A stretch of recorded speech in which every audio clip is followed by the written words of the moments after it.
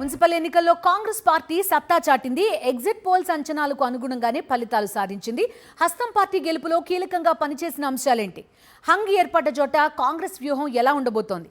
కొన్ని మున్సిపాలిటీల్లో కాంగ్రెస్ ఓటమి నేపథ్యంలో ఆ పార్టీ ఎలాంటి చర్యలు తీసుకోబోతోంది? Let's watch. తెలంగాణలో జరిగిన మున్సిపల్ ఎన్నికల్లో అధికార కాంగ్రెస్ సత్తా చాటింది. మెజారిటీ ఫలితాలు సాధించిన హస్తం పార్టీ ఈ ఎన్నికల్లో తన పట్టు నిలుపుకుంది. సీఎం రేవంత్ రెడ్డి చేసిన ఎన్నికల ప్రచారం కాంగ్రెస్ కు చాలా ఉపయోగపడింది. 5 జిల్లాల్లో భారీ బహిరంగ సభలకు సీఎం రేవంత్ రెడ్డి హాజరయ్యారు. బీజేపీ, బీఆర్ఎస్ పై తీవ్ర విమర్శలు చేయడం ద్వారా ప్రతిపక్ష నేతల్ని ఉక్కిరిబిక్కిరి చేశారు. అదే సమయంలో కాంగ్రెస్ ప్రభుత్వం ఏర్పాటు తరువాత జరిగిన అభివృద్ధి, సంక్షేమ కార్యక్రమాలను విస్తృతంగా ప్రచారం చేశారు సీఎం. అధికారంలో ఉన్న పార్టీ కావడంతో అది కాంగ్రెస్ కు అడ్వాంటేజ్ గా మారిందనడంలో ఎంతమాత్రం సందేహం లేదు. అధికార పార్టీని గెలిపిస్తేనే మున్సిపాలిటీలో, మున్సిపల్ కార్పొరేషన్లో అభివృద్ధి సాధ్యమన్న అంశాన్ని కాంగ్రెస్ నేతలు విస్తృతంగా ప్రచారం చేశారు. ఈ అంశం కాంగ్రెస్ గెలుపులో కీలకంగా మారిందని రాజకీయ విశ్లేషకులు భావిస్తున్నారు. కాంగ్రెస్ ప్రభుత్వం ఏర్పాటు తరువాత రైతులకు చేసిన రుణమాఫీ, కొత్త రేషన్ కార్డుల జారీ, సన్నబియ్యం పంపిణీ, ఇందిరమ్మ ఇళ్ల లాంటి పథకాలు ఆ పార్టీ గెలుపునకు ఉపయోగపడ్డాయని చెప్పొచ్చు. ఎన్నికల నోటిఫికేషన్ వచ్చిన రోజే మున్సిపల్ ఎన్నికల కోసం వార్ రూమ్ ఏర్పాటు చేసింది తెలంగాణ కాంగ్రెస్. ఈ వార్ రూమ్ నుంచే రాష్ట్ర వ్యాప్తంగా 116 మున్సిపాలిటీలు, 7 కార్పొరేషన్లలో పార్టీ నేతల ప్రచారాన్ని పర్యవేక్షించారు. ఎప్పటికప్పుడు ప్రత్యర్థి పార్టీల విమర్శలకు కౌంటర్ సిద్ధం చేసి వెంటనే కౌంటర్ వ్యూహాలను అమలు చేశారు. నిరంతరం ఆయా నేతలను వార్ రూమ్ నుంచి అలర్ట్ చేశారు. మున్సిపల్ ఎన్నికలు జరిగిన 15 లోక్సభ నియోజకవర్గాలకు ఇన్ఛార్జీలుగా మంత్రులను నియమించారు సీఎం రేవంత్ రెడ్డి. నోటిఫికేషన్ వెలువడిన రోజు నుంచి ఫలితాల వరకు ఇన్ఛార్జ్ మంత్రుల పర్యవేక్షణలోనే మొత్తం వ్యవహారాన్ని నడిపింది కాంగ్రెస్.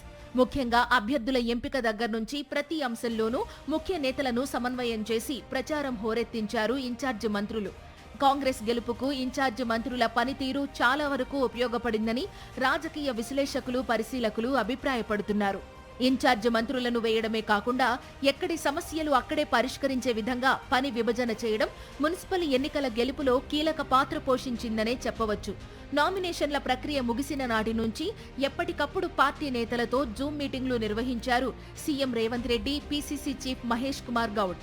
గ్రౌండ్ నుంచి వస్తున్న ఫీడ్బ్యాక్ ఆధారంగా ప్రచారం సరళి, లేవనెత్తాల్సిన అంశాలను రోజువారీగా దిశానిర్దేశం చేశారు. దీంతో పార్టీ నేతలు కూడా విస్తృతంగా ఆయా వార్డులలో ప్రచారం చేయడంతో మెరుగైన ఫలితాలు సాధించింది హస్తం పార్టీ. సీఎం రేవంత్ రెడ్డి సూచన మేరకు కాంగ్రెస్ పార్టీ అభ్యర్థులు ఎక్కడికక్కడ లోకల్ మేనిఫెస్టోలు విడుదల చేశారు. దీంతో తాము వచ్చే 5 ఏళ్లలో ఏం చేస్తామో కాంగ్రెస్ అభ్యర్థులు స్పష్టంగా చెప్పడం వల్ల ఆ పార్టీ అభ్యర్థుల గెలుపు ఈజీ అయిందని రాజకీయ విశ్లేషకులు అభిప్రాయపడుతున్నారు. ఎమ్మెల్యేలు, ఎంపీలు, జిల్లా అధ్యక్షులు ఎన్నికలు ముగిసే వరకు తమ పరిధి దాటకుండా ఎన్నికల్లో నిమగ్నమయ్యారు. ఆ విషయంలో కాంగ్రెస్ పెద్దలు సక్సెస్ అయ్యారనే చెప్పవచ్చు. ముఖ్యంగా ఎమ్మెల్యేలు, ఎంపీలు సీరియస్ గా పనిచేయడంతో క్యాడర్ కూడా జోష్తో పనిచేసింది. ఇది కాంగ్రెస్ గెలుపులో కీలక అంశంగా చెప్పొచ్చు. ఎన్నికలు జరిగిన 15 లోక్సభ స్థానాల పరిధిలోని మున్సిపాలిటీలలో, కార్పొరేషన్లలో ప్రజల గుండె చప్పుడు తెలుసుకోవడానికి సర్వే ఏజెన్సీల ద్వారా సర్వేలు చేయించి ఎప్పటికప్పుడు వాస్తవ పరిస్థితిని అంచనా వేశారు సీఎం రేవంత్ రెడ్డి. సర్వే రిపోర్ట్లకు అనుగుణంగానే పార్టీ నేతలకు దిశానిర్దేశం చేశారు.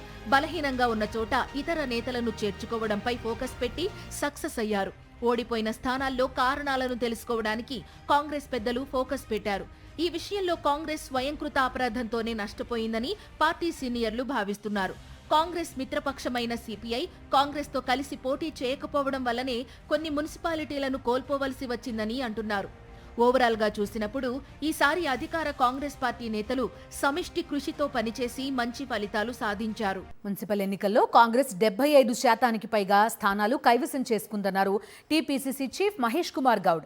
బీఆర్ఎస్, బీజేపీ అన్ని పార్టీలు కలిసినా వారికి 25% కూడా రాలేదన్నారు.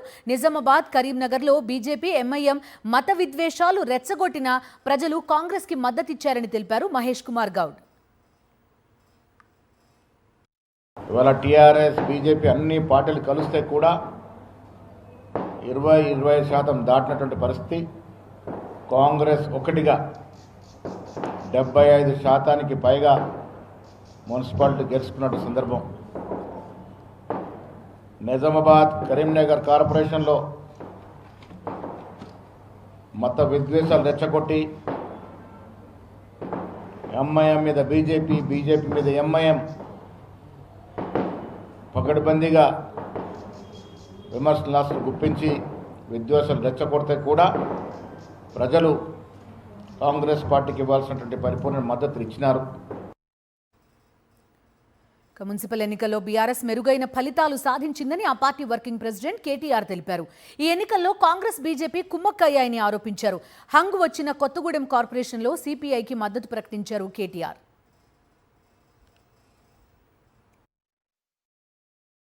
కొత్తగూడెంలో కూడా ఇది హంగు వచ్చింది. అక్కడ కూడా సిపిఐకి 25 ఏదో వచ్చినట్టున్నాయి, మాకు 9-10 వచ్చినట్టున్నాయి. కాబట్టి నేను వారికైతే ఓపెన్ ఆఫర్ ఇచ్చినాను. సింగరేణిలో జరుగుతున్న కుంభకోణాలు, సింగరేణిలో జరుగుతున్న దుర్మార్గాలు, అరాచకాలకు అడ్డుకట్ట వేయాలి అంటే డెఫినెట్గా మేము మీతో కలిసి వస్తాము. కాంగ్రెస్, బీజేపీని అడ్డుకోవాల్సిన అవసరం ఉంది. అందుకే మిత్రులు సిపిఐ రాష్ట్ర సెక్రటరీ మరి సాంబశివరావు గారికి నేను ఫోన్ చేసి చెప్పాను, మీరు కనుక తీసుకోవాలనుకుంటే కొత్తగూడెం కార్పొరేషన్ మీరు తీసుకోండి, మేము మద్దతు ఇస్తాం ఓపెన్గా అని చెప్పి కూడా వాళ్ళకి చెప్పడం జరిగింది. మున్సిపల్ ఎన్నికల్లో ప్రజా తీర్పును గౌరవిస్తున్నామన్నారు బీజేపీ రాష్ట్ర అధ్యక్షులు రామచంద్రరావు. ఆశించిన ఫలితాలు రాకపోవడంపై విశ్లేషించుకుంటామన్నారు. మున్సిపల్ ఎన్నికల్లో 2 నుంచి 25 ఓట్ల తేడాతో ఓడిపోయిన వార్డులు 200కు పైగా ఉన్నాయన్నారు రామచంద్రరావు. 201 వార్డ్స్లో 2 ఓట్ల నుంచి 25 ఓట్ల మధ్యన ఓడిపోయినటువంటి చాలా ఉన్నాయి. 5 ఓట్లతోని, 10 ఓట్లతోని. ఇది చాలా తక్కువ ఓట్లతో ఓడిపోయినటువంటి ఒక విషయం. త్రిముఖ పోటీలో కొంతవరకు కొన్ని పార్టీలకు అడ్వాంటేజ్ వచ్చింది, దానివల్ల ఈ కొద్దిగా నష్టం జరిగింది.